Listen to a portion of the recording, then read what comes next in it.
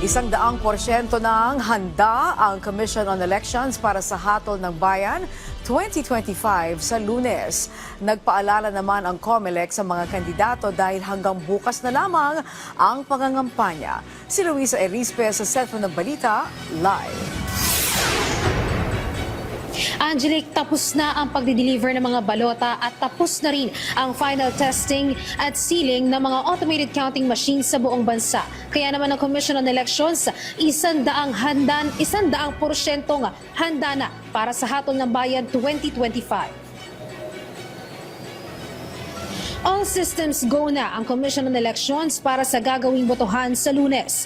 Ayon sa COMELEC, sa ngayon, ang inaayos na lang nila ay mga contingency measures sakaling magkaroon ng aberya o problema sa mismong araw ng halalan at ang pagde-deploy ng mga Starlink sa mga liblib na lugar na walang signal tulad ng sa Ifugao.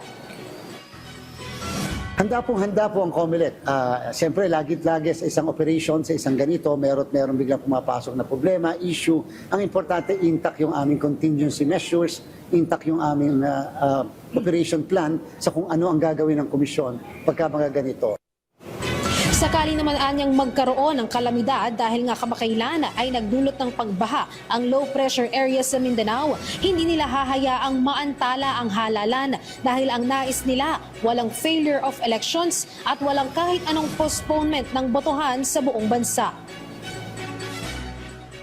Sana sa ganung pagkakataon, sana po walang postponement ng eleksyon na mangyayari at sana wala ng failure of election sa kahit na anong presinto sa buong bansa.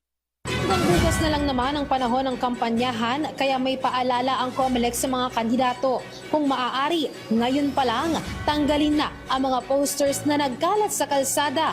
Huwag na rin mangampanya sa mismong araw ng botohan. Bawal ang pagbibitbit ng mga supporters sa mga polling place. Bawal magpakain at bawal din ang alok na libreng sakay. Huwag na rin sana gumamit umano ng mga bata sa pamimigay ng sample ballots at huwag na magpakalat-kalat sa mga presinto matapos bumoto dahil lahat ng yan, posible silang managot at makasuhan. Babala natin pagkatapos bumoto o bago bumoto, huwag na lang pong ikot ng ikot sa polling place kasi baka ma-consider pa yan na pangangampanya. Dapat po dire-diretso na lang sa pagboto, dire-diretso na rin tayo sa ating pong pag-uwi. Para naman sa mga botante, kung maaari, magdala na ng sariling kodigo sa pagboto at maaga na rin pumunta sa mga presinto para bumoto.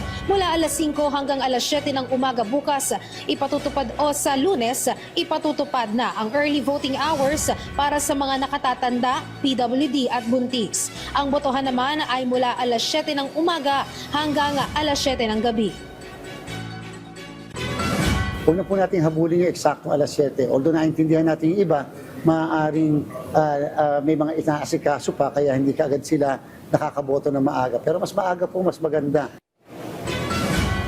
Samantala, ayon naman sa Malacanang, alinsunod sa utos ni Pangulong Ferdinand R. Marcos Jr., mayroong 24/7 na monitoring post na binuo ang COMELEC kasama ang Department of Information and Communications Technology o DICT para labanan umano ang disinformation. Mayroon ding mga international election watchdogs na mag-oobserba sa halalan sa Lunes. Ayon kay Palace Press Officer Attorney Claire Castro, ang presensya nila sa bansa ay magpapatunay na malinis at maayos ang halalan sa Pilipinas.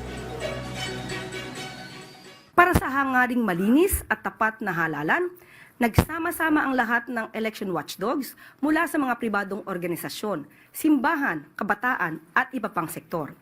Sa kanilang mahigpit na pagbabantay, matitiyak na ang bawat boto ay mabibilang ng tama at ang bawat boses ng mamamayan ay maririnig.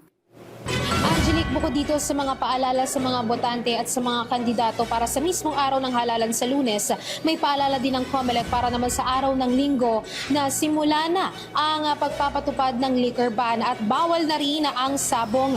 Yan ay para matiyak na magiging maayos ang halalan sa Lunes.